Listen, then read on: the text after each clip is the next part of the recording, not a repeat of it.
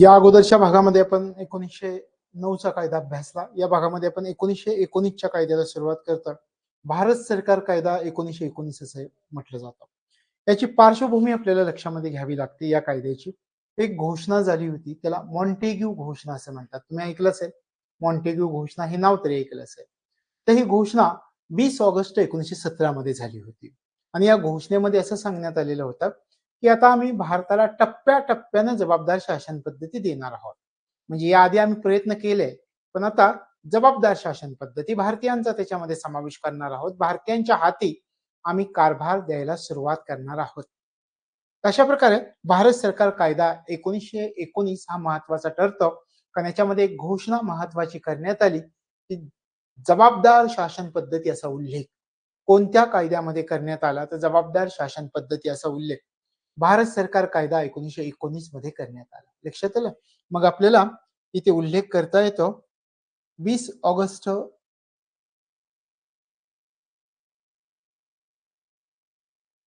1917 ची घोषणा याला म्हटलं जातं आणि मॉन्टेग्यू घोषणा याच्यामध्ये उल्लेख केला गेलेला होता की असं जर विचारले कोणत्या घोषणेमध्ये जबाबदार शासन पद्धती असा उल्लेख करण्यात आलेला होता. जबाबदार शासन पद्धती, भारताला टप्प्याटप्प्यानं जबाबदार शासन पद्धती दिली जाईल असं स्पष्टपणे याच्यामध्ये नमूद केलं गेलेलं होतं. भारतीयांचा समावेश केला जाईल, त्यांच्या हातात कारभार दिला जाईल, अधिकार दिले जातील आणि असंही सांगितलं की ज्यावेळी आम्ही या धोरणांची अंमलबजावणी करू, इम्प्लिमेंटेशन करू आम्ही या धोरणाचं, त्यावेळी भारत सरकार आणि ब्रिटिश सरकार हे दोघं जण एकत्र येतील. दोघं एकत्र येऊन परस्पर विचारानं, परस्पर समन्वयानं या ठिकाणी निर्णय घेतला जाईल. अशा प्रकारे भारताला जबाबदार शासन पद्धती आम्ही देणार आहोत. मग याला मॉन्टेग्यू चेम्सफर्ड सुधारणा कायदा असंही म्हटलं जातं. मॉन्टेग्यू, एक मॉन्टेग्यू आणि हे चेम्सफर्ड या ठिकाणी तुम्हाला दिसत आहेत. मॉन्टेग्यू चेम्सफर्ड सुधारणा कायदा, सुधारणा कायदा असं याला म्हटलं जातं. लक्षात आलं की सुरुवातीची पार्श्वभूमी, एक घोषणा करण्यात आली, त्या घोषणेमध्ये उल्लेख करण्यात आला जबाबदार शासन पद्धतीचा आणि ही जबाबदार शासन पद्धती आम्ही कशी देणार आहोत, या धोरणाची अंमलबजावणी आम्ही कशी करणार आहोत याचाही विचार केला गेला. याविषयी सांगण्यात आलं हे आम्ही सगळं परस्पर समन्वयानं करणार आहोत, एकामेकांच्या विचारानं करणार आहोत आणि त्यासाठी भारत सरकार आणि ब्रिटिश सरकार हे एकत्र बसतील, परस्पर विचार विनिमयानं निर्णय घेतील आणि तुम्हाला जबाबदार शासन पद्धती आम्ही देऊ असं सांगणारा कायदा. म्हणजे जबाबदार शासन पद्धतीचं तत्व कोणत्या कायद्यामध्ये उल्लेख होता? 1919च्या कायद्यामध्ये. आणि याला आपण असंही म्हटलं की मॉन्टेग्यू चेम्सफर्ड सुधारणा कायदा. मग हा कायदा कधी लागू झाला याचा जर विचार केला तर 1921 मध्ये. 1919चा कायदा लागू कधी झाला, कदाचित कधी आपल्याला विचारला, 1921 मध्ये हा कायदा लागू झाला हे लक्षामध्ये ठेवायचे. लक्षात आलं. त्याच्यामध्ये मॉन्टेग्यू चेम्सफर्ड, मॉन्टेग्यू भारताचे भारत मंत्री होते, चेम्सफोर्ड हे जे आपण म्हणतोय ते व्हाईसरॉय होते. तशा प्रकारे याला मॉन्टेग्यू चेम्सफर्ड सुधारणा कायदा असंही म्हटलं जातं. आता आणखी एक गोष्ट, या कायद्यामध्ये एकूण कलम किती होती याचा उल्लेख करता येतो. आपल्याला कधी जर विचारलं की याच्यामध्ये एकूण किती कलमांचा समावेश होता, हा जो कायदा होता त्याच्यामध्ये एकूण कलम होती 47. हे लक्षात ठेवायचं. एकूण कलम किती, तर एकूण कलम 47. लक्षात आलं. ही झाली सुरुवातीची भारत सरकार कायदा 1919 ची पार्श्वभूमी की ज्याच्यावरती प्रश्न विचारले जाऊ शकते. आता मॉन्टेग्यूने एक समिती स्थापन केली होती. एकदा काय झालं एका प्रश्नामध्ये, या समितीतले सदस्य कोण होते असा प्रश्न विचारला होता. मग वरच्यावर जर अभ्यास केला तर हे समितीचे सदस्य आपल्याला माहित नसतात. तर मॉन्टेग्यूने स्थापन केलेली समिती आहे त्या समितीमधील सदस्यांचा आपण विचार करूया. या ठिकाणी पहा, हा ही झाली स्थापन केलेली समिती. त्या समितीमध्ये कोणकोणत्या सदस्यांचा समावेश होता याचा जर तुम्ही विचार केला तर या ठिकाणी आपल्या लक्षामध्ये येतं की भारत मंत्री स्वतः मॉन्टेग्यू होते त्याच्यामध्ये, व्हाईसरॉय चेम्सफोर्ड होते त्याच्यामध्ये आणि त्याच्यामधले सदस्य विचारले होते. तर सदस्य अजून कधीही प्रश्न पुन्हा रिपीट होऊ शकतो, सदस्य माहिती असणं गरजेचं आहे. विल्यम ड्यूक असं त्यांचं नाव होतं. आर्च ऑफ डोनमोर असं त्यांचं नाव होतं. चार्ल्स रॉबर्ट असं त्यांचं नाव होतं. भूपेंद्रनाथ बसू असं त्यांचं नाव होतं. तशा प्रकारे मॉन्टेग्यूने स्थापन केलेल्या समितीमध्ये कोणकोणत्या सदस्यांचा समावेश होतो हे आपल्याला विचारलं जाईल. तर लक्षात ठेवायचं, मॉन्टेग्यूने स्थापन केलेल्या समितीमध्ये स्वतः भारत मंत्री मॉन्टेग्यू होते, व्हाईसराय चेम्सफोर्ड होते. त्याच्यामध्ये इतर सदस्य कोण होते याच्यावरती प्रामुख्याने विचारला जातो प्रश्न. William Duke, earl of Donoughmore, Charles Robert आणि भूपेंद्रनाथ बसू.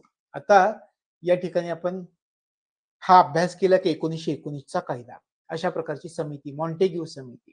विचार केला या समितीनं, सुधारणा द्यायच्या, जबाबदार शासन पद्धती द्यायची आहे. मग जबाबदार शासन पद्धतीमध्ये काय काय असलं पाहिजे याचा आढावा घेणं गरजेचं होतं, आराखडा तयार करणं गरजेचं होतं. मॉन्टेग्यूच्या अध्यक्षतेखाली स्थापन झालेली समिती त्याने स्वतः स्थापन केली. आता या ठिकाणी तुम्ही असा विचार करताय का की बाबा याच्या अगोदरच्या कायद्यांमध्ये जबाबदार शासन पद्धती हे तत्व का नाही वापरलं गेलं? अगोदरच्या कायद्यांमध्ये तुम्ही जर विचार केला तर काही सुधारणा देण्याचा प्रयत्न केला. एकाच वेळी सुधारणा देण्याचा मानसच नव्हता ब्रिटिश सरकारचा. ब्रिटिश सरकारला थोडंच प्रामाणिकपणे प्रयत्न करून सगळे कारभार भारतीयांच्या हाती द्यायचे होते असं कधीच नव्हतं. त्यांना स्वतःचं राज्य करायचं होतं. पण 1909चा कायदा आला. आता मात्र लोकांचे पेशन्स आपण जे म्हणतो ते नष्ट व्हायला सुरुवात झाली. मोठ्या प्रमाणावरती आंदोलनं सुरू झाली. कारण 1909च्या कायद्यामध्ये अनेक आशा आकांक्षा दाखवल्या आणि 1909च्या कायद्याने सर्वात मोठी निराशा झाली. आपण पाहिलं महात्मा गांधी काय म्हणाले. तशा प्रकारे वेगवेगळ्या लोकमान्य टिळकांनी काय टीका केली. तर 1909च्या कायद्याने निराशा झाली होती आणि आता मग लोकांचे जे मोठ्या प्रमाणामध्ये चळवळी उभा राहायला सुरुवात झाल्या, त्या चळवळींच्या दृष्टिकोनामधून आता त्यांच्या लक्षात आलं काही ना काही जबाबदारी द्यावी लागणार आहे. मग त्याला जबाबदार शासन पद्धती या तत्वाचा स्वीकार भारत सरकार कायदा 1949 मध्ये केला. मॉन्टेग्यू घोषणेमध्ये तसा उल्लेख करण्यात आला. हा आपल्याला विचार करावा लागतो. लक्षात आलं? सुरुवातीला पार्श्वभूमी काय होतं, समिती कोणती होती, त्या समितीमध्ये सदस्य कोणते होते, हे तुमच्या लक्षामध्ये आलं. आता आपल्याला विचार करायचा आहे त्याच्यामध्ये प्रमुख तरतुदी कोणकोणत्या होत्या. ह्या पहा प्रमुख तरतुदी. भारत मंत्र्यांचा पगार इंग्लंडच्या तिजोरीमधून द्यायला सुरुवात झाली. अगोदर भारत मंत्र्यांचा पगार आपण काय म्हटलं होतं, भारताच्या तिजोरीमधून महसुलामधून दिला जात होता असा आपण उल्लेख केला होता. आता या ठिकाणी भारत मंत्र्यांचा जो पगार आहे तर तो पगार या ठिकाणी आपल्याला सांगता येईल इंग्लंडच्या तिजोरीतून द्यायला सुरुवात झाली. शिवाय इंडिया कौन्सिल मधील सभासदांची रचना अशा प्रकारे होती याचाही आपल्याला या ठिकाणी विचार करावा लागतो. त्याच्यानंतर एक नवीन नियुक्ती झाली ज्याला हाय कमिशनर ऑफ इंडिया म्हटलं जातं. तर ते हाय कमिशनर ऑफ इंडिया कोण होते याचाही आपल्याला उल्लेख करावा लागतो. व्हाईसराय म्हणजेच गव्हर्नर जनरल यांचाही त्यांच्या अधिकार कोणते होते हेच आपण आपल्याला या ठिकाणी अभ्यास करायचा. लोकसेवा आयोग स्थापन करण्याची तरतूद करण्यात एक समिती होती. त्या समितीला ली समिती असं म्हणतात. तुम्हाला एक खेळाडू माहित होतो का? ब्रेट ली असे खेळाडू होता ऑस्ट्रेलियाचा. कदाचित तुम्ही क्रिकेट पाहत असाल तर तुम्हाला माहित असेल. किंवा ब्रुस ली हे तुम्हाला हे तर नाव नक्की माहित असेल. तर त्यातलं ली. तर ली समिती होती. त्या ली समितीच्या शिफारशीनुसार लोकसेवा आयोग स्थापन करण्याची तरतूद करण्यात आली होती. तर तेही आपण अभ्यासायचं. त्यानंतर केंद्रीय व प्रांतीय कायदेमंडळाची रचना कशी होती त्याचा आपल्याला अभ्यास करायचा. स्वतंत्र मतदारसंघ व मताचा अधिकार कशा प्रकारे प्राप्त झाला आणि महिलांचा निवडणुकीमध्ये सहभाग कसा झाला याच्याविषयी खोलवर प्रश्न विचारला जाऊ शकतो. तर त्याचाही आपल्याला विचार करायचा आहे. अशा प्रकारे भारत सरकार कायदा 1919 मधल्या प्रमुख तरतुदी या सगळ्या तरतुदी आपल्याला सांगता येतात. चला एका एका तरतुदीचा आपण विचार करायला सुरुवात करूया. पहिली तरतूद, भारत मंत्र्यांचा पगार इंग्लंडच्या तिजोरीतून द्यायला सुरुवात झाली. आपण काय म्हटलं, पूर्वी भारत मंत्र्यांचा पगार कुठून दिला जात होता? भारताच्या तिजोरीमधून दिला जात होता.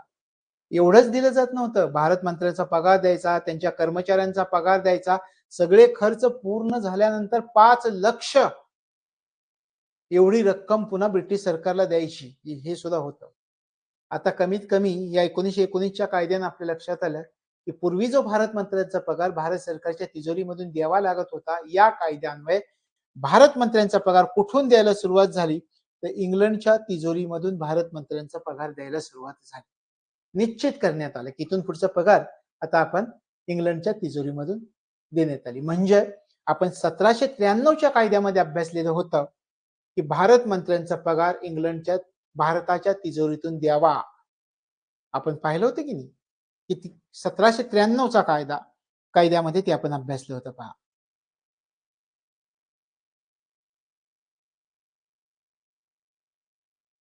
1793च्या कायद्यामधील तरतूद होती, ती तरतूद रद्द करण्यात आली.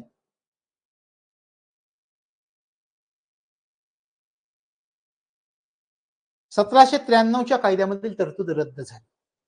काय तरतूद होती 1793च्या कायद्यात? भारत मंत्र्याचा त्याच्या कर्मचाऱ्यांचा पगार भारतीय महसुलातून द्यायचा, भारतीय तिजोरीतून द्यायचा. ही तरतूद रद्द झाली. कोणत्या कायद्यान्वये? 1919चा कायदा. या कायद्यान्वये तरतूद रद्द झाली आणि आता भारत मंत्र्यांचा पगार इंग्लंडच्या तिजोरीमधून द्यायला सुरुवात झाली. लक्षात आला मुद्दा? आता आपण पुढच्या मुद्द्याकडे जाऊया. इंडिया कौन्सिलचे सभासद. सुरुवातीला पहिला प्रश्न डोक्यामध्ये आहे ना, इंडिया कौन्सिलच्या सभासदांची संख्या किती करण्यात आली? लगेच आपल्याला त्याचं उत्तर सापडतं. सभासदांची संख्या 8 ते 12 एवढी करण्यात आली. इंडिया कौन्सिलच्या सभासदांची संख्या किती झाली? 1919च्या कायद्यामध्ये 8 ते 12 झाली. पुढे आणखी काय झालं? इंडिया कौन्सिलच्या सभासदांमध्ये 3 हिंदी सभासदांची नेमणूक केली जाणार होती. याच्यामध्ये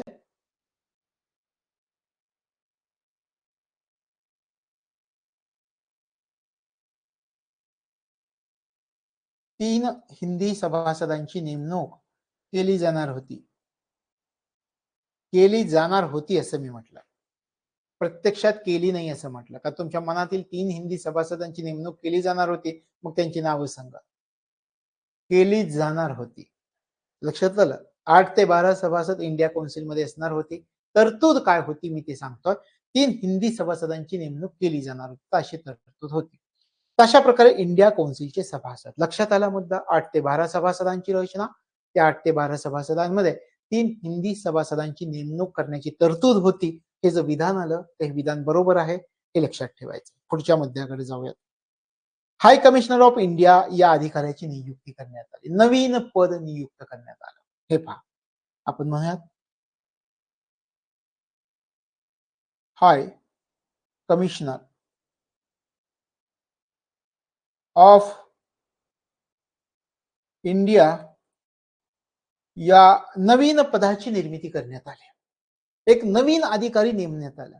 मग साहजिकच आहे तुमच्या मनामध्ये प्रश्न येईल की पहिला हाय कमिशनर कोण होता? त्यांचं नाव होतं विल्यम मेयर.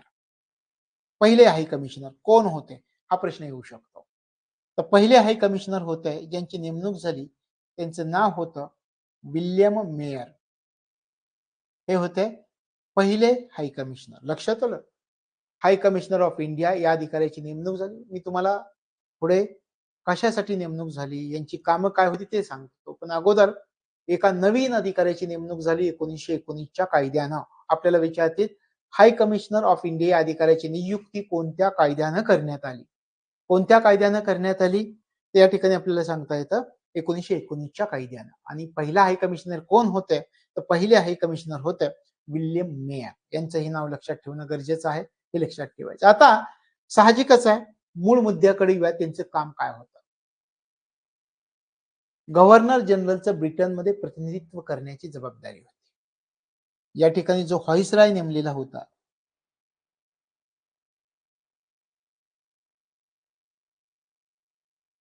व्हाईसराय आपण म्हटलं ना व्हाईसराय, त्याचं या व्हाईसरायचं ब्रिटनमधील प्रतिनिधित्व कोण करत होतं असं तुम्हाला विचारलं. ब्रिटनमधील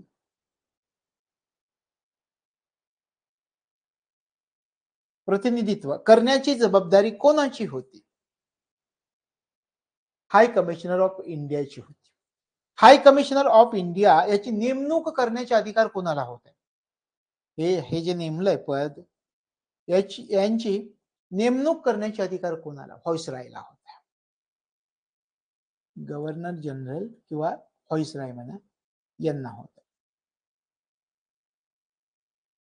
लक्षात आलं? तशा प्रकारे हाय कमिशनर ऑफ इंडिया हे पद निर्माण करण्यात आलं. पहिली गोष्ट, पहिले हाय कमिशनर ऑफ इंडिया कोण होते? विल्यम मेयर होते. नेमणूक कोणामार्फत केली जात होती? गव्हर्नर जनरल यांच्या मार्फत नेमणूक केली जात होती. व्हाईसरॉय यांचं या हाय कमिशनर ऑफ इंडियाचं काम काय होतं? जे व्हाईसरॉय होत आहे त्यांचं ब्रिटनमधील प्रतिनिधित्व करण्याचं काम हे हाय कमिशनर ऑफ इंडियाचं होतं. आता विचार करा, हाय कमिशनर ऑफ इंडिया किंवा हाय कमिशनर कोणती कामं पार पाडत होतं? आता पहा, हाय कमिशनर ऑफ इंडियाचा जर विचारला तर भारत सरकारला इंग्लंडमधनं जो माल हवा आहे, भारत सरकार इंग्लंडमधून ज्या मालाची खरेदी करते त्या मालावरती देखरेख ठेवणं. लक्षात आलं? म्हणजे या ठिकाणी आपण फक्त म्हणूयात हाय कमिशनरची कामं कोणती आहेत? आपण या ठिकाणी मुद्दा आहे का पाहूया? नाही. मग या ठिकाणी कामे आपण पाहूया. कामे. कोणती कामं आहेत पहा? मालाच्या खरेदीवर देखरेख असं आपण थोडक्यात म्हणूयात आणि त्याचं एक्सप्लेनेशन मी तुम्हाला सांगतो.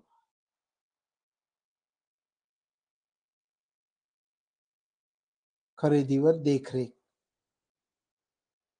मालाच्या खरेदीवर देखरेख ठेवायची म्हणजे कोणत्या? भारत सरकारला इंग्लंडमधून जो माल हवा आहे त्या मालाच्या खरेदीवर देखरेख करण्याचं काम हाय कमिशनर ऑफ इंडियाचं होतं. त्यानंतर भारत सरकारचे व्यापारी हितसंबंध पाहणे.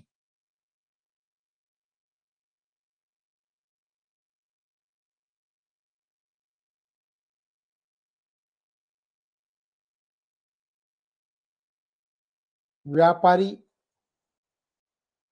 हितसंबंध पाहणे हे सुद्धा काम हाय कमिशनर ऑफ इंडियाचं होतं आणि हिंदी विद्यार्थ्यांच्या कल्याणाकडे लक्ष देणे.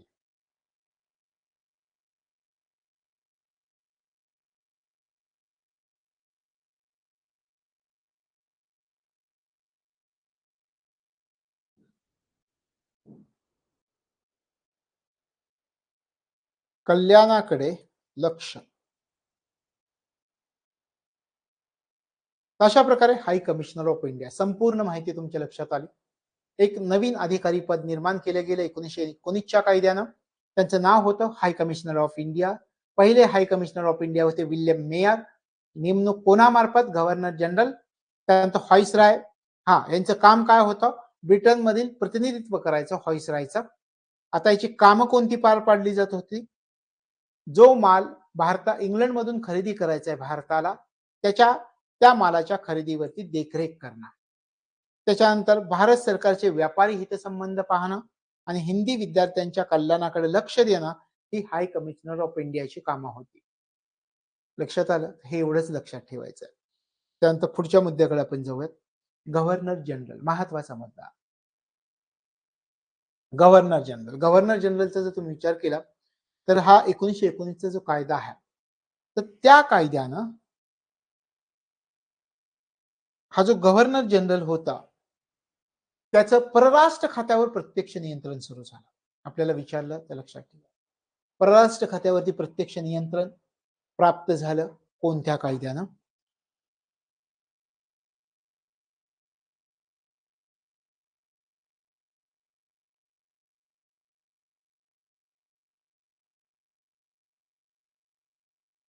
परराष्ट्र खात्यावर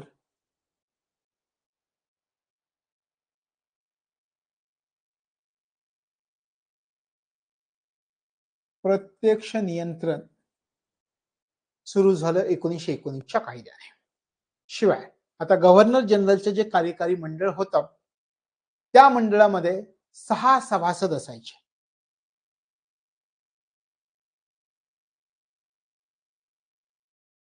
सभासद 6 आणि त्याच्यामध्ये निश्चित आपण म्हटलं होतं काय निश्चित करण्यात आलेलं होतं तर 3 सभासद हिंदी असले पाहिजे अशी तरतूद होती. नेमले असे नाहीत. अशी तरतूद त्या ठिकाणी होती. हां, 3 सभासद हिंदी असावेत. तशा प्रकारची तरतूद या ठिकाणी आपल्याला आढळून येते गव्हर्नर जनरलची. म्हणजे सुरुवातीला गव्हर्नर जनरलच्या परराष्ट्र खात्यावर प्रत्यक्ष नियंत्रण त्या ठिकाणी प्राप्त झालं, सुरू झालं. त्यात सभासद 6 त्याच्यामध्ये सभासद 3 सभासद हिंदी असावेत, हे लक्षामध्ये ठेवायचं. आता याच्यामध्ये पहा, की गव्हर्नर जनरलचे अधिकार. त्याच्यामध्ये अधिकार पाहण्या अगोदर काही महत्वाच्या अधिकारांचा पण आपल्याला विचार करावा लागतो, की प्रांताविषयी कायदे करत असताना कायदेमंडळाला गव्हर्नर जनरलची पूर्व परवानगी घ्यावी लागत होती. प्रांताविषयी कायदे करायचे आपल्याला जर विचारलं, अधिकार कोणते होते? कायदे करताना यांची पूर्व परवानगी घ्यावी लागत होती. पूर्व परवानगी घेणं गरजेचं होतं यांची. तशा प्रकारे गव्हर्नर जनरलचा आपल्याला या ठिकाणी उल्लेख करता येईल त्यांच्या बाबतीमध्ये. आणखी काय काय मुद्दे आहेत ते आपण या ठिकाणी पाहूयात. या ठिकाणी पहा, कायदे मंडळाने मंजूर केलेला कायदा रद्द व्हावा यासाठी किंवा अस्तित्वात असलेला कायदा बदलता यावा यासाठी गव्हर्नर जनरलची पूर्व परवानगी आवश्यक होती. कशा कशासाठी गव्हर्नर जनरलची पूर्व परवानगी आवश्यक होती? त्यानंतर संरक्षण, परराष्ट्र, धर्म, सार्वजनिक कर्ज हे विषय. कोणते विषय हे लक्षात ठेवायचे. संरक्षण, परराष्ट्र, धर्म व सार्वजनिक कर्ज या विषयासंबंधी कोणतंही बिल आलं, एखादं विधेयक आलं, तर गव्हर्नर जनरलच्या पूर्व परवानगीशिवाय सभागृहामध्ये मांडता येणार नव्हतं. म्हणजे कोणती विधेयक गव्हर्नर जनरलच्या पूर्व परवानगीशिवाय मांडता येणार नव्हती. या ठिकाणी संरक्षण, परराष्ट्र, धर्म, सार्वजनिक कर्ज अशी काही विधेयकं होती, बिलं होती, की ती बिलं मांडायची असली तर त्या ठिकाणी गव्हर्नर जनरलची परवानगी घ्यावी लागत होती. त्यानंतर गव्हर्नर जनरलच्या कार्यकारी मंडळामधून अंदाजपत्रक कनिष्ठ सभेत मांडलं जात होतं. रचना कशी होती अंदाजपत्रक मांडण्याची? कोण मांडत होतं? तर गव्हर्नर जनरलचं कार्यकारी मंडळ हा अंदाजपत्रक कनिष्ठ सभेमध्ये मांडलं जात होतं. त्यानंतर आणखी काय तरतुदी होत्या पहा.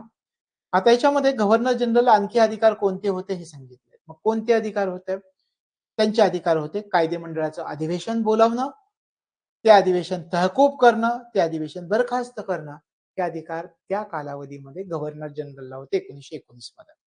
त्यानंतर देशाची सुरक्षितता व शांतता धोक्यात जर येत असेल आणि अशा कोणत्याही बाबीवर सभागृहामध्ये चर्चा चालू आहे की ज्याच्यामुळं देशाची सुरक्षितता, देशाची शांतता धोक्यात येते, तर ते चर्चा थांबवण्याचा अधिकार गव्हर्नर जनरलला प्राप्त झाला होता. त्याच्यानंतर गव्हर्नर जनरलला आणखी एक अधिकार असा होता की त्याला एखादा प्रश्न विचारला तर कोणत्याही विचारलेल्या प्रश्नाचा त्याला नकार देऊ शकत होता. म्हणजे तो प्रश्न तो नाकारू शकत होता. हाही अधिकार त्याला दिला गेलेला होता. त्याच्यानंतर पहा, हा पास झालेला एखादा ठराव असेल, एखादा ठराव केला समजा आणि त्याला संमती देणे किंवा असा ठराव परत पाठवणे या या गोष्टी गव्हर्नर जनरलच्या मर्जीवर अवलंबून होत्या. म्हणजे साधारणपणे आता एखादा ठराव जर पास केला तर आपण काय करतो? राष्ट्रपतींकडे पाठवून देतो. मग राष्ट्रपती काय करतात? त्याच्यावरती स्वाक्षरी करतात किंवा एखाद्या वेळी तो परतही पाठवण्याचा अधिकार असतो. आणि राज्यपालांना राष्ट्रपतींच्या तुलनेत जास्त अधिकार आपल्याला दिसून येतात. तशा प्रकारे हे अधिकार त्यावेळी गव्हर्नर जनरलला होत्या, की विधिमंडळाने एखादा ठराव पास केलाय आणि त्याला संमती मिळावी म्हणून तो पाठवून दिला. तर असा ठराव परत पाठवायचा. तर हे सगळं त्या गव्हर्नर जनरलच्या मर्जीवरती अवलंबून होतं. त्याच्यानंतर पहा, कायदे मंडळात पास झालेले कोणतंही बिल ब्रिटिश सरकारच्या मंजुरीसाठी राखून ठेवण्याचे अधिकार गव्हर्नर जनरलला होते. म्हणजे आता राज्यपाल काय करतात आपले सध्याचे, काही विशिष्ट परिस्थितींमध्ये आपण अभ्यास करणार आहोत राज्यपालांच्या बाबतीत, त्यावेळी सांगेल मी. काही विशिष्ट परिस्थितीमध्ये काही बिलं अशी असतात की त्या बिलासंबंधी राज्यपालांना निर्णय घेता येत नाही, तर ती बिलं राष्ट्रपतींकडे पाठवावी लागतात. त्याप्रमाणे या ठिकाणी सुद्धा तरतूद केलेली आपल्याला दिसते की कायदे मंडळात पास झालेलं कोणतंही बिल ब्रिटिश सरकारच्या मंजुरीसाठी राखून ठेवण्याचे अधिकार त्यावेळी गव्हर्नर जनरलला होते. आता राज्यपाल राष्ट्रपतींसाठी राखून ठेवतात. त्यावेळी हे काय करत होतं? की एखादं बिल ब्रिटिश सरकारच्या मंजुरीसाठी राखून ठेवलं जात होतं. त्यानंतर पहा, गव्हर्नर जनरलने केलेले कायदे रद्द करण्याचा अधिकार कायदे मंडळाला नव्हता. गव्हर्नर जनरलने जर कायदा केलेला असेल तर तो कायदा रद्द करण्याचा अधिकार त्या ठिकाणी कायदे मंडळाला प्राप्त नव्हता. मग हा अधिकार कायदे गव्हर्नर जनरलने केलेले कायदे रद्द करण्याचा अधिकार कोणाला होता? तर तो अधिकार फक्त ब्रिटिश सरकारला होता. गव्हर्नर जनरलने केलेले कायदे रद्द करण्याचा अधिकार हे लक्षात ठेवायचं की ते अधिकार गव्हर्नर जनरलने जर एखादा कायदा केलेला असेल तर तो रद्द करण्याचा अधिकार कायदे मंडळाला नव्हता, तर तो अधिकार फक्त ब्रिटिश सरकारला होता. हे या ठिकाणी लक्षामध्ये ठेवायचं आहे. तशा प्रकारे गव्हर्नर जनरलचे अधिकार आपल्याला सांगता येतात. लक्षात आलं? तर हे अधिकार आपल्याला लक्षामध्ये ठेवावे लागतात. आता या ठिकाणी पहा, पुढचा मुद्दा, लोकसेवा आयोग स्थापन करण्याची तरतूद. तर हा 1919 चा जो कायदा होता त्याच्यामध्ये लोकसेवा आयोग स्थापन करण्याची तरतूद होती. अब मी तुम्हाला सांगितलं, एक समिती नेमण्यात आलेली होती. त्या समितीचं नाव होतं ली समिती. 1921 मध्ये ही समिती नेमली होती पहा. 1921 मध्ये या समितीच्या शिफारशीनुसार हे जे केंद्रीय लोकसेवा आयोग आहे त्या आयोगाची स्थापना करण्यात आली. तुम्हाला जर विचारलं की केंद्रीय लोकसेवा आयोगाची स्थापना कोणत्या समितीच्या शिफारशीनुसार करण्यात आलेली होती, तर हे लक्षात ठेवायचं, ली समिती.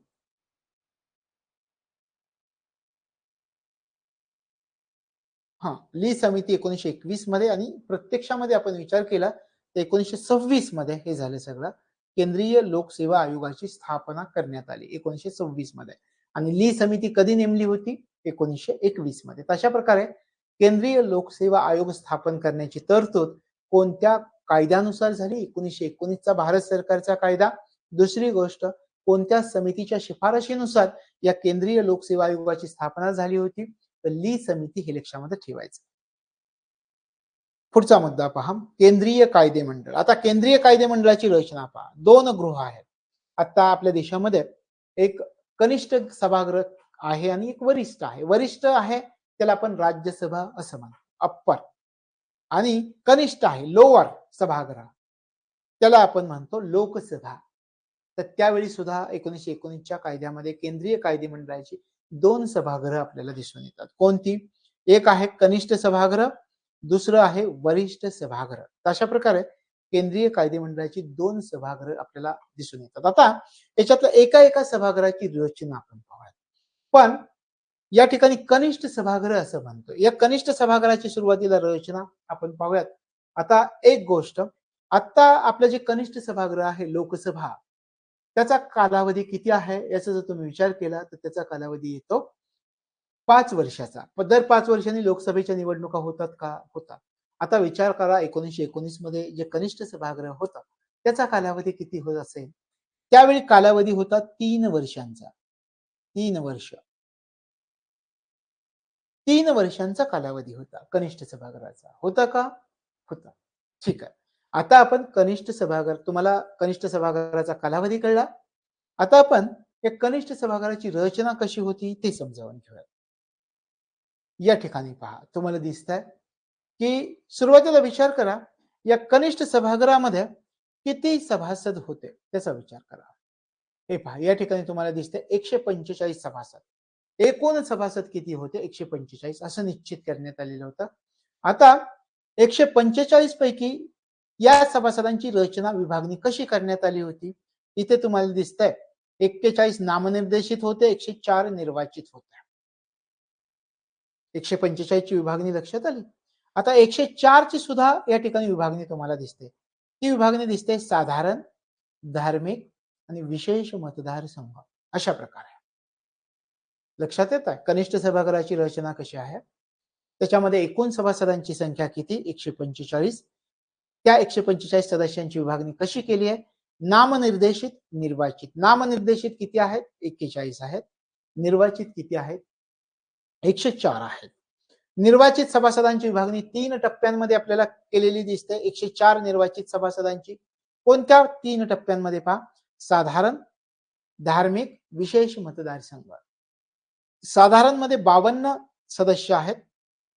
धार्मिक मतदारसंघामध्ये 32 सदस्य आणि विशेष मतदारसंघामध्ये 20 सदस्य. लक्षात आलं? तर अशा प्रकारे रचना. लक्षात आली?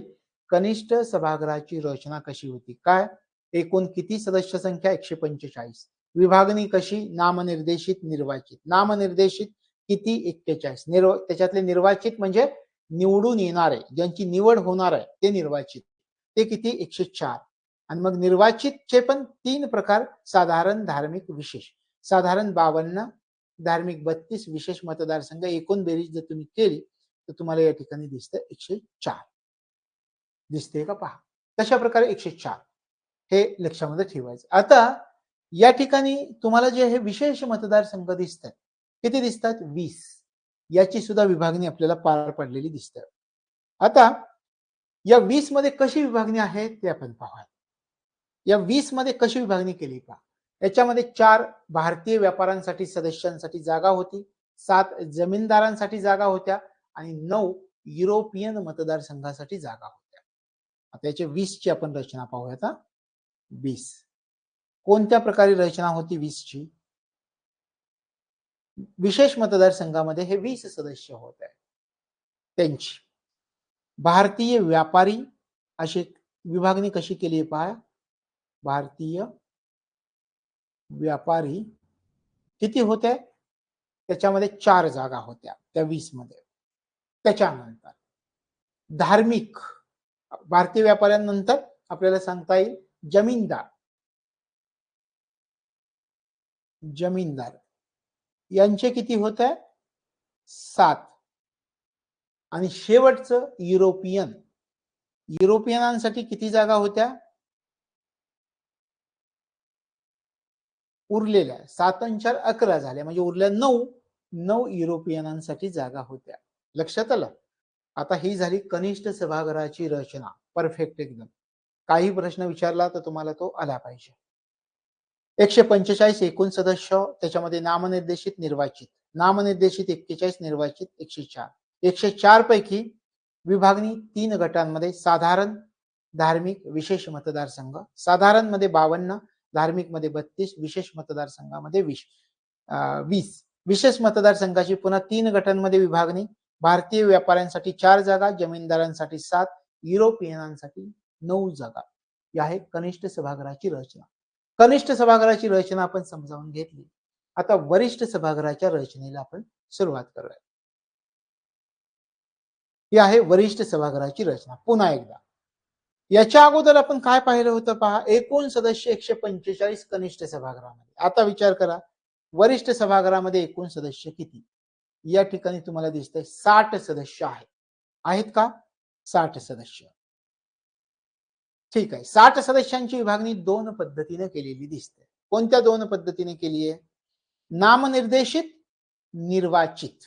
नामनिर्देशित 26 आहे, निर्वाचित निवडून येणारे 34 आहेत. एकूण 60 सदस्य आहेत वरिष्ठ सभागृहाची रचना.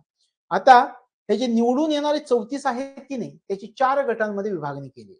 कोणत्या? या ठिकाणी 4 गट दिसतात: सर्वसाधारण मतदारसंघ, मुस्लिम मतदारसंघ, युरोपीय मतदारसंघ, शीख मतदारसंघ. मग त्या 34 ची विभागणी कशी झाली पहा.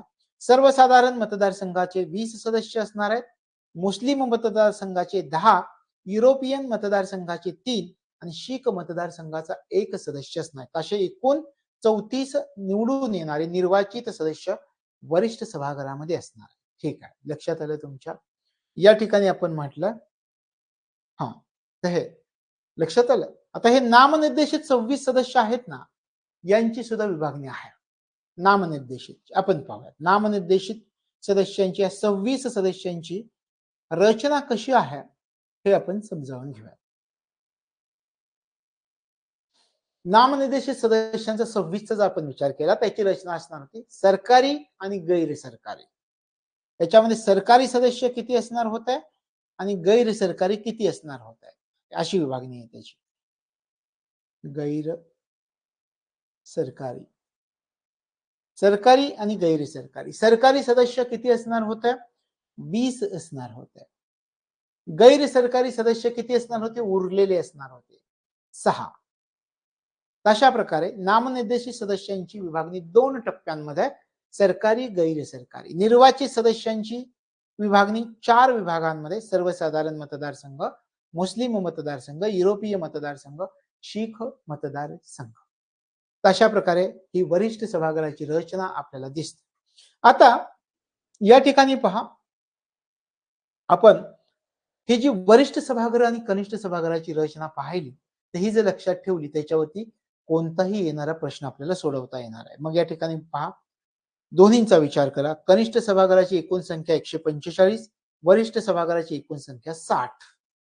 नामनिर्देशित निर्वाचित विभागणी, नामनिर्देशित 26, निर्वाचित 34. नामनिर्देशितची विभागणी सरकारी आणि गैर सरकारी मध्ये सरकारी 20, गैर सरकारी 6. निर्वाचितची 4 गटांमध्ये विभागणी, सर्वसाधारण मतदारसंघ त्याच्यामध्ये 20 सदस्य, मुस्लिम मतदारसंघ त्याच्यामध्ये 10 सदस्य, युरोपीय मतदारसंघ त्याच्यामध्ये 3 आणि शीख मतदारसंघामध्ये 1 सदस्य असणार होता. अशा प्रकारे 2 आपण पाहिलं. कनिष्ठ सभागृहाची रचना, वरिष्ठ सभागृहाची रचना, बस एवढंच लक्षात ठेवा. हा तक्ता लक्षात ठेवा. तुम्हाला बरोबर कसाही प्रश्न आला तर तिथे सोडवता येणार आहे. लक्षात आलं? पुढच्या मुद्द्याकडे आपण जाऊया. कनिष्ठ कायदेमंडळाला असणारे अधिकार. आता कनिष्ठ कायदेमंडळाला असणाऱ्या अधिकारांचा आपण विचार करूया. काय अधिकार होत आहे? कनिष्ठ कायदेमंडळाला एक महत्वाचा अधिकार दिला गेला. सांगितलं इथून पुढे तुमच्या इच्छेप्रमाणे हव्या त्या सभासदाला तुम्ही अध्यक्ष निवडायचं. तुम्ही म्हणाल जर कनिष्ठ कायदेमंडळाला त्यांच्या इच्छेप्रमाणे हव्या त्या सभासदाला अध्यक्ष म्हणून निवडण्याचा अधिकार 1919च्या कायद्याने जर मिळाला तर याच्या अगोदर त्यांचा अध्यक्ष कोण होता? कनिष्ठ कायदेमंडळाला एक अधिकार मिळाला. कोणता? पहिल्यांदा अधिकार मी तुम्हाला सांगतो. त्यांना हा अधिकार सांगितला की तुम्ही तुमच्या इच्छेप्रमाणे तुमच्या सभागृहाचा अध्यक्ष निवडायचा आहे.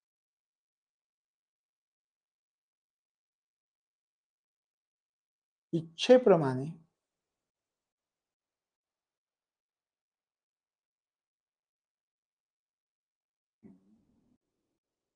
सभागृहाचा अध्यक्ष निवडणे. इच्छेप्रमाणे तुम्ही काय करायचंय? सभागृहाचा अध्यक्ष निवडायचा. साहजिकच आहे. याच्या अगोदर कोण अध्यक्ष होता? गव्हर्नर जनरल होता. याच्या अगोदर या कनिष्ठ कायदेमंडळ जे आपण म्हणतो तर त्याचा अध्यक्ष गव्हर्नर जनरल असायचा. आता सांगितलं इथून पुढे तुमचा अध्यक्ष गव्हर्नर जनरल नाही तर तुमची जी इच्छा असेल, ज्या व्यक्तीला तुम्हाला निवडायचं आहे त्या व्यक्तीला तुम्ही निवडू शकता. हे स्वातंत्र्य मिळालं, कनिष्ठ कायदेमंडळाचा अधिकार असं आपण त्याला म्हणतो. लक्षात आलं? पण त्यांनी सांगितलं तुम्ही तुमच्या इच्छेप्रमाणे सभागृहाचा अध्यक्ष निवडायचा, याला तुम्ही निवडू शकता यांना, पण हे करण्यासाठी तुम्हाला गव्हर्नर जनरलची संमती लागणार आहे. याला निवडायचं आहे, निवडता येईल, तुमच्या इच्छेप्रमाणे निवडता येईल, पण याला गव्हर्नर जनरलची संमती लागणार आहे. तशा प्रकारे कनिष्ठ कायदेमंडळाला अधिकार देण्यात आलेला होता. लक्षात आलं? कनिष्ठ कायदेमंडळाला कोणत्या प्रकारे अधिकार दिला की तुम्ही तुमच्या इच्छेप्रमाणे सभागृहाचा अध्यक्ष निवडा, पण तो अध्यक्ष निवडताना गव्हर्नर जनरलची संमती आवश्यक असणार आहे. पूर्वी कनिष्ठ कायदेमंडळाचा अध्यक्ष गव्हर्नर जनरल असायचा, व्हाईसरॉय असायचा, तो रद्द केला. तुमच्या इच्छेप्रमाणे निवडा, फक्त संमती आमची घ्या असं सांगितलं गेलं. ठीक आहे, हे तुमच्या लक्षात आलं. कनिष्ठ कायदेमंडळाचा अधिकार. केंद्रीय कायदेमंडळाला अधिकार. आता आपल्या देशामध्ये केंद्र सूची आहे, राज्य सूची आहे, समवर्ती सूची आहे. तर या ठिकाणी केंद्रीय कायदेमंडळाला एक अधिकार दिला. आपण काय म्हणतो? केंद्र सूचीमधील जे विषय आहेत त्या विषयांवर कायदा करण्याचा अधिकार केंद्र सरकारला आहे असं आपण म्हणतो. हा अधिकार कधी मिळाला? कोणत्या कायद्याने मिळाला? केंद्रीय विषय सूचीमधील सर्व बाबींवर कायदे करण्याचा अधिकार कोणत्या कायद्याने प्राप्त झाला हे जर तुम्ही मागे येऊन पाहिलं तर 1919चा कायदा.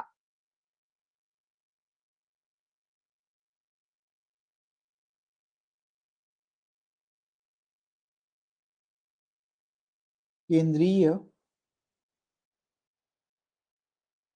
सूचीमधील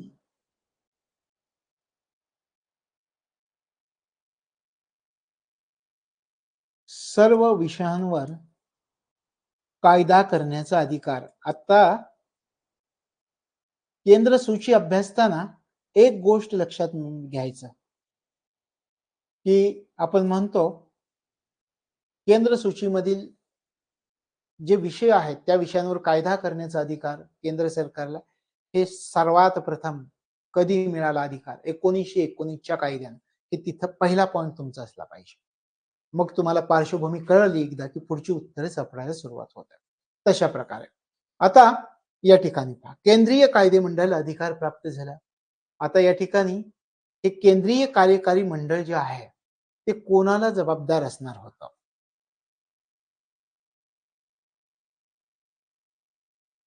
या कायद्यानुसार केंद्रीय कार्यकारी मंडळ कोणाला जबाबदार असणार होतं असं तुम्हाला विचारलं तर कनिष्ठ सभागृह, कनिष्ठ सभागृहाला जबाबदार असणार होतं. जबाबदार कनिष्ठ सभागृहाला जबाबदार. अशा प्रकारे केंद्र सूचीमधील सर्व विषयांवर कायदा करण्याचा अधिकार प्राप्त झाला 1919च्या कायद्यान्वये. केंद्रीय कायदे मंडळाला केंद्रीय कार्यकारी मंडळ कोणाला जबाबदार असणार होतं तर या कनिष्ठ सभागृहाला जबाबदार असणार होतं. आता वरिष्ठ सभागृहाचा आपण विचार केला, वरिष्ठ सभागृहाचा विचार करताना किंवा पुढच्या भागामध्ये आपण लगेच विचारायला सुरुवात करूयात. वरिष्ठ सभागृहाचं प्रमुख काम. सुरुवातीला विचार करा, वरिष्ठ सभागृहाचा जो अध्यक्ष होता तो अध्यक्ष कोणाकडून नेमला जात होता? कनिष्ठ सभागृहाला काय सांगितलं? तुम्हाला अधिकार आहे, तुमच्या इच्छेप्रमाणे तुम्ही अध्यक्ष निवडा, फक्त संमती आमची घ्या. वरिष्ठ सभागृहाचं काय? वरिष्ठ सभागृहाचा अध्यक्ष कोणाकडून नेमला जात होता? हे लक्षामध्ये ठेवायचं. अध्यक्ष गव्हर्नर जनरल कडून नेमणूक. वरिष्ठ सभागृहाच्या अध्यक्षाची गव्हर्नर जनरल कडून नेमणूक केली जात होती. कनिष्ठ सभागृहामध्ये त्यांना त्यांचा अध्यक्ष निवडण्याची, त्यांच्या इच्छानुसार निवडण्याची परवानगी मिळाली, पण वरिष्ठ सभागृहाचा विचार केला तर त्याच्या अध्यक्षाची नेमणूक गव्हर्नर जनरल कडून केली जात होती. प्रमुख काम काय होतं वरिष्ठ सभागृहाचं याचा जर विचार केला, याचं प्रमुख काम होतं की कनिष्ठ सभागृहानं, एक कनिष्ठ सभागृह हे महत्वाचं. कनिष्ठ सभागृह याचं काम काय होतं? वरिष्ठ सभागृहाचं, कनिष्ठ सभागृहानं एखादा ठराव मंजूर केला, मंजूर केलेला ठराव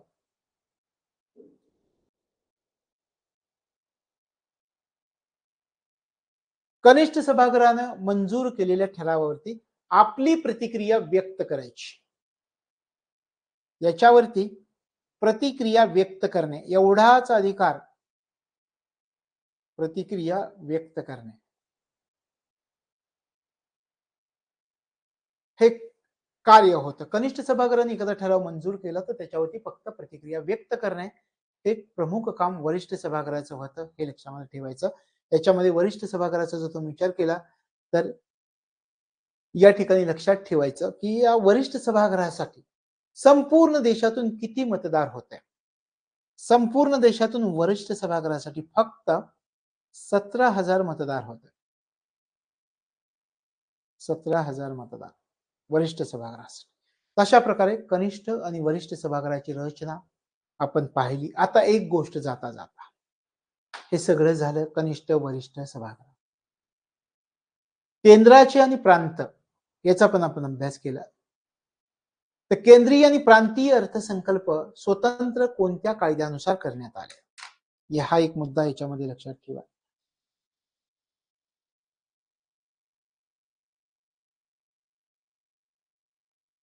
केंद्रीय व प्रांतीय अर्थसंकल्प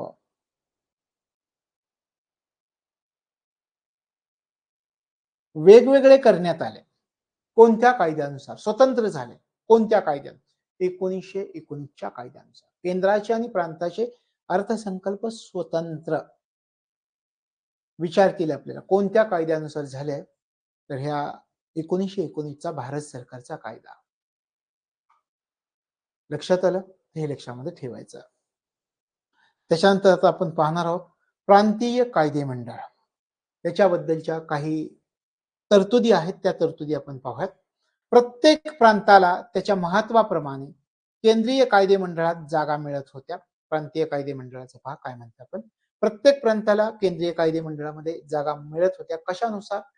त्या प्रांताच्या महत्वानुसार. त्यानंतर या कायद्यान्वये प्रांतीय खात्यांच्या कारभारामध्ये केंद्र सरकारचा हस्तक्षेपाचा अधिकार कमी करण्यात आला होता. हे विधानामध्ये विचारते. प्रांतीय खात्यांचा जो कारभार होता त्या कारभारामध्ये केंद्र सरकारचा हस्तक्षेप कमी करण्यात आला 1919च्या कायद्यान्वये.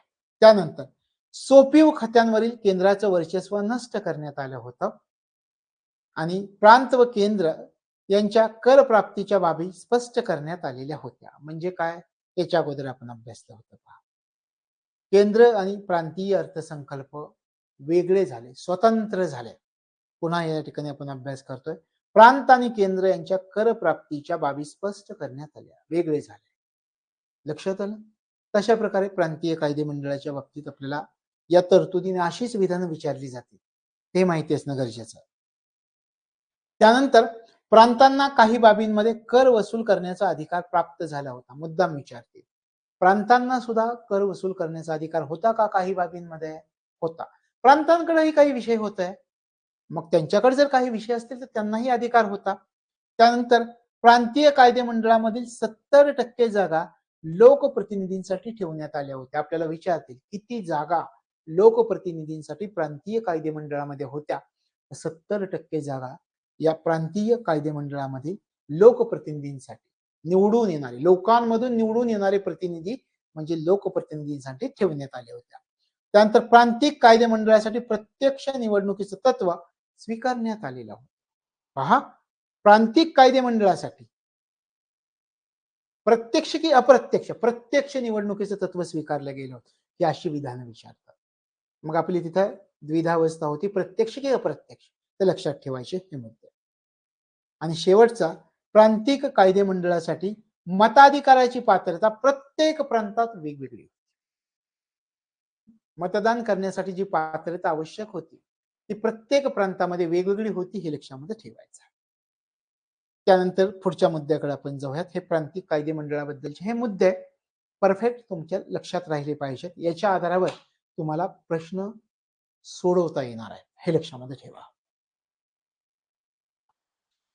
त्याच्यानंतर पुढच्या मुद्द्याकडे आपण येऊयात. प्रांतीय कायदे मंडळ खात्यांची वाटणी. आता हेच प्रांतीय कायदे मंडळाच्या खात्यांची वाटणी दोन पद्धतीने झाली. राखीव खाती, सोपीव खाती. या ठिकाणी तुम्हाला दिसतं हे राखीव आहे, हे सोपीव आहे खाते आहे. आता या ठिकाणी विचार करा, राखीव खाती, सोपीव खाती अशी रचना झाली. याला म्हटलं जातं द्विदल राज्य पद्धती. द्विदल राज्य पद्धती.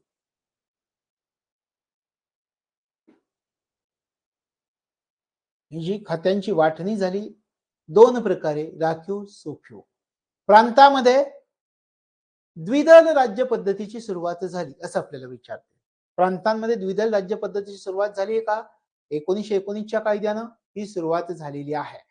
आता आणखी तुमच्या लक्षात आलं की प्रांतामधील खात्यांची वाटणी झाली, राखीव सोपीव दोन पद्धतीने, तिला म्हणायचं द्विदल राज्य पद्धती. तुम्हाला असं म्हटलं की द्विदल राज्य पद्धती या प्रणालीचे जनक कोण होते असं विचारलं. याचे जनक होते लिओनेल कार्टिस. या द्विदल राज्य पद्धतीचे जनक विचारले जाऊ शकतात. लिओनल कर्टिस हे याचे जनक. द्विदल राज्य पद्धतीचे जनक कोण होते? लिओनल कर्टिस हे जनक होते. तशा प्रकारे प्रांतीय कायदे मंडळामध्ये प्रांतांमध्ये द्विदल राज्य पद्धतीची सुरुवात करण्यात आली होती. हे पुन्हा पुन्हा लक्षात राहिलं पाहिजे. खात्यांची वाटणी झाली राखीव पद्धतीनं, सोपीव पद्धतीनं. त्याचे द्विदल पद्धतीचे जनक म्हणून लिओनेल कर्टिस यांना ओळखलं जातं, हे लक्षामध्ये ठेवायचं. म्हणजे राज्य कारभारांच्या खात्याची वाटणी केंद्र आणि प्रांतांमध्ये केली गेलेली होती. प्रांतांकडे देण्यात येणारी खाती या ठिकाणी तुम्हाला निश्चित झाली दोन प्रकारे.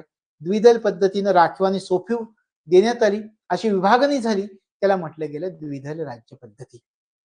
आता प्रांतांमधील जी राखीव खाती होती त्यांचा कारभार कोण पाहत होतं हे महत्वाचं. आता प्रांतांमधील जे राखीव खाती होती त्यांचा कारभार गव्हर्नर जनरल पाहत होता. गव्हर्नर हा राखीव खाती जी होती यांचा कारभार कोण पाहत होतं हे विचारते. गव्हर्नर पाहत होता, स्वतः पाहत होता का कोणामार्फत पाहत होता? सरकारी मंत्र्यांमार्फत पाहत होता. गव्हर्नर राखीव खात्यांचा कारभार सरकारी मंत्र्यांमार्फत पाहत होता. लक्षात आलं? राखीव खात्यांचे जे मंत्री होते ना, ते गव्हर्नरला जबाबदार असायचे. मग तुम्ही म्हणाल राखीव खात्यांमध्ये कोणकोणत्या खात्यांचा समावेश होतो? तर या ठिकाणी आपल्याला सांगता येईल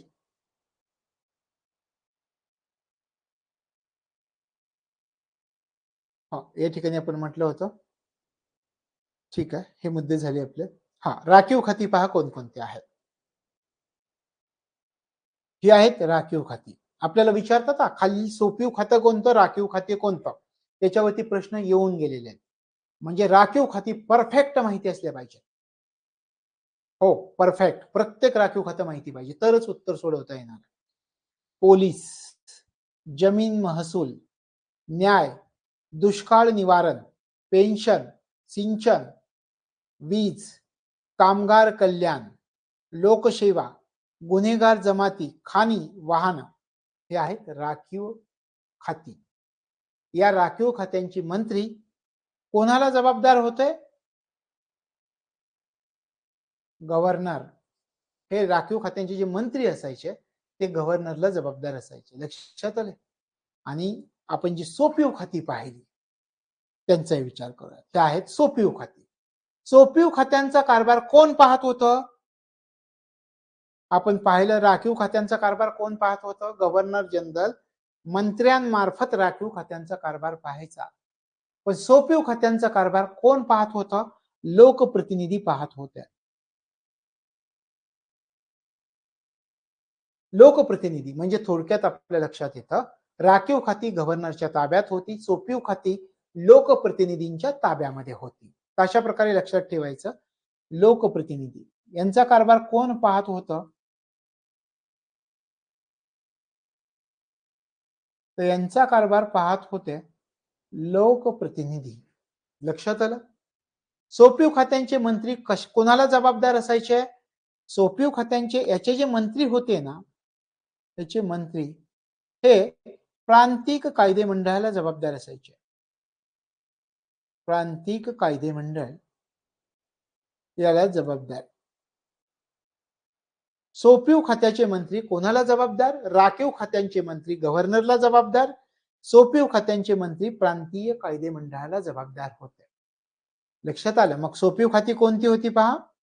या ठिकाणी आपल्याला सांगता येतं, सोपीव खात्यांना स्थानिक स्वराज्य, आरोग्य व शिक्षण, कृषी, सहकारी सोसायटी, मत्स्य व्यवसाय, सार्वजनिक बांधकाम, उद्योग, वजन व मापे, धार्मिक व धर्मदाय, सार्वजनिक आरोग्य, स्वच्छता आणि ग्रंथालय. अशा प्रकारे काही सोपीव खाती होती जी लोकप्रतिनिधींमार्फत त्यांचा कारभार या ठिकाणी पाहिला जात होता. तर ह्या सोपीव खात्यांचे जे मंत्री असायचे ते प्रांतीय कायदे मंडळाला जबाबदार असतात. अशा प्रकारे प्रांतीय राज्य कारभाराची दोन खाती आपण पाहिली, राखीव खाती, सोपीव खाती. या दोन गटांमध्ये जी विभागणी झाली राखीव आणि सोपीव, याला म्हटलं जातं द्विदल पद्धत. याचे जनक कोण? Lionel Curtis. हे लक्षात ठेवायचं, ते विचारतील. अशा प्रकारे आपल्याला सांगता येतं. आता पहा पुढचा मुद्दा आपण पाहूयात. स्वतंत्र मतदारसंघ व मताचा अधिकार. कोणाला स्वतंत्र मतदारसंघ देण्यात आले? याच्यावरती प्रश्न येऊन गेला. कोण होतं? आपण अभ्यासला मुसलमान, शीख, युरोपीय,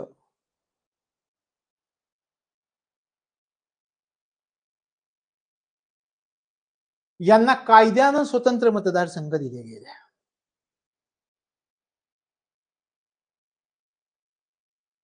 स्वतंत्र मतदारसंघ यांना कायद्यानं स्वतंत्र मतदारसंघ दिले गेलेले होते. लक्षात येतं? तशा प्रकारे स्वतंत्र मतदारसंघ कोणाला दिलेले होते? शिवाय आपण असंही या ठिकाणी सांगता येईल, जमीनदार, व्यापारी यांच्यासाठी सुद्धा वेगळ्या मतदारसंघाची रचना केली गेली. म्हणजे या ठिकाणी आपल्याला सांगता येईल की स्वतंत्र मतदारसंघ आणि मताचा अधिकार. आणि मताचा अधिकार कोणाला होता? मताच्या अधिकाराचा जर तुम्ही विचार केला तर फक्त कर देणाऱ्या व्यक्तींना,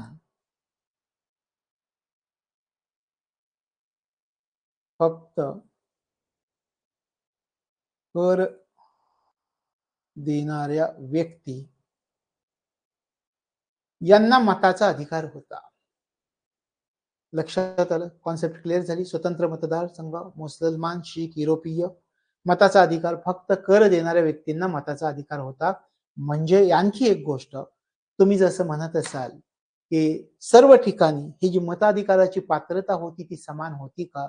तर प्रत्येक प्रांतामध्ये मताधिकाराची पात्रता वेगवेगळी होती, समान नव्हती.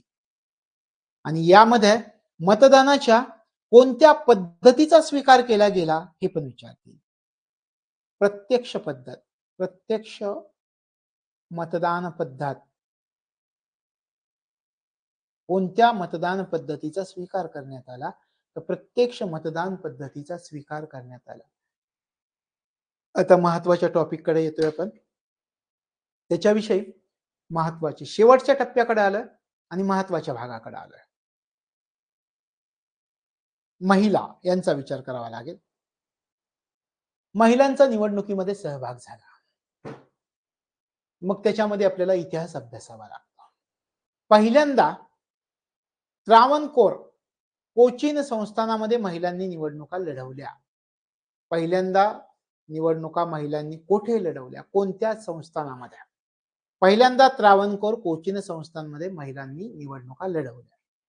त्यानंतर 1921 मध्ये मद्रास प्रांतामध्ये आणि नंतर मुंबई प्रांतामध्ये महिलांनी निवडणुका लढवल्या.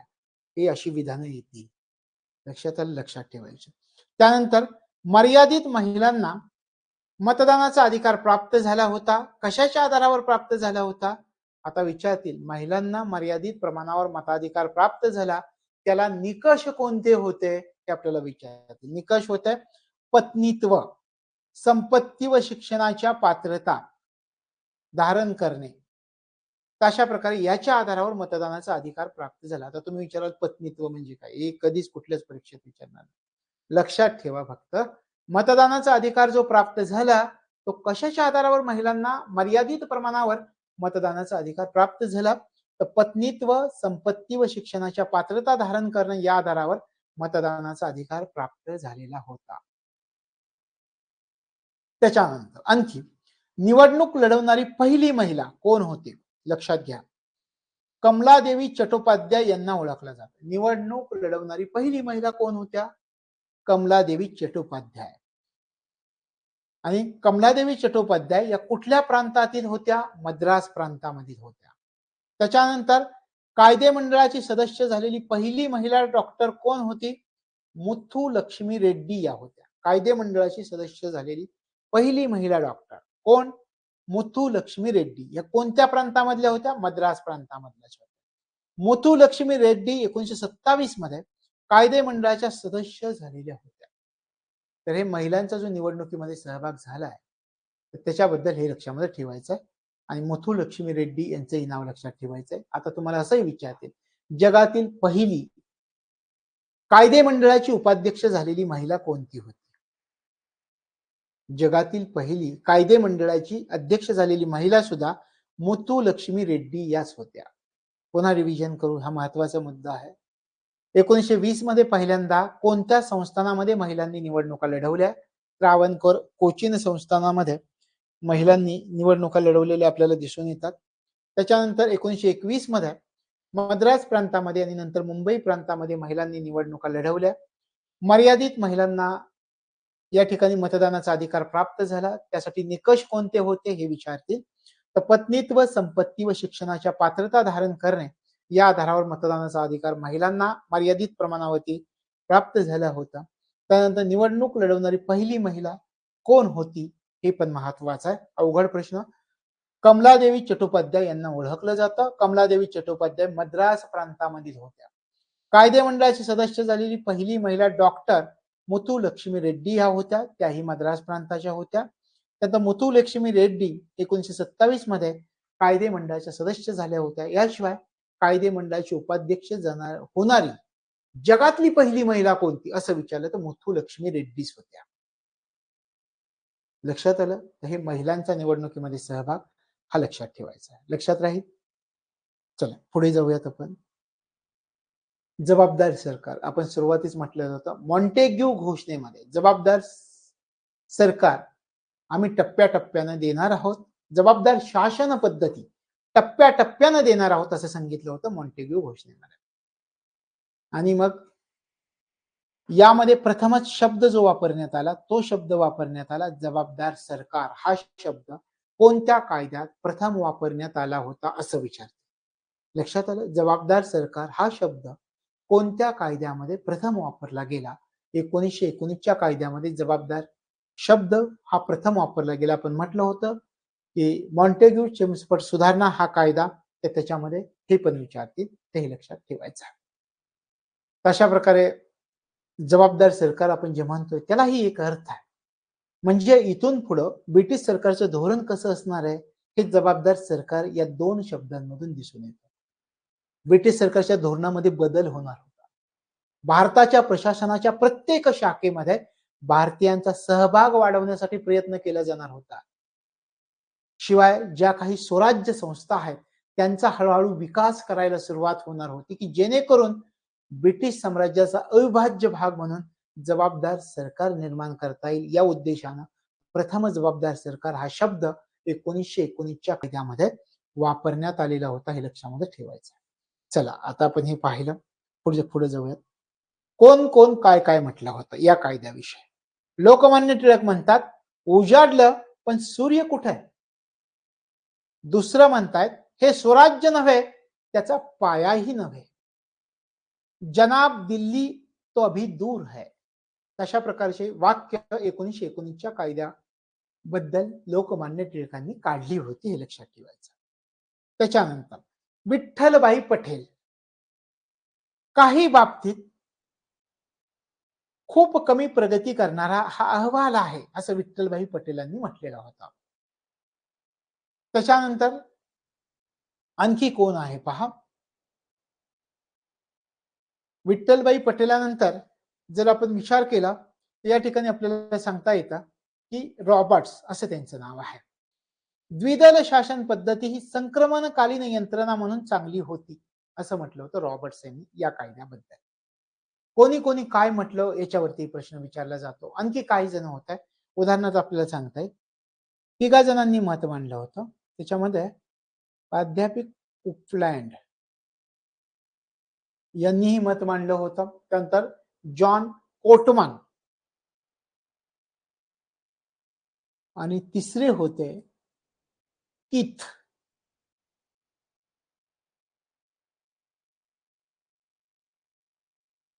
या तिघांनीही मत मांडलं. सांगितलं भारताच्या घटनात्मक इतिहासातील हा महत्वाचा टप्पा आहे असं या तिघांनी म्हटलं होतं. भारताच्या घटनात्मक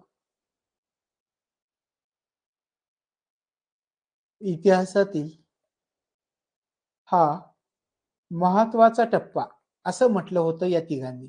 अशा प्रकारे कोण कोण काय काय म्हटलं 1919च्या कायद्यावरती हे या ठिकाणी आपल्या लक्षामध्ये येतं. अशा प्रकारे 1919चा हा कायदा या ठिकाणी आपला संपलाय. आता 1919च्या कायद्याचा जर आपण विचार केला तर आपण सविस्तरपणे सगळा अभ्यास केला. याच्यामध्ये पहा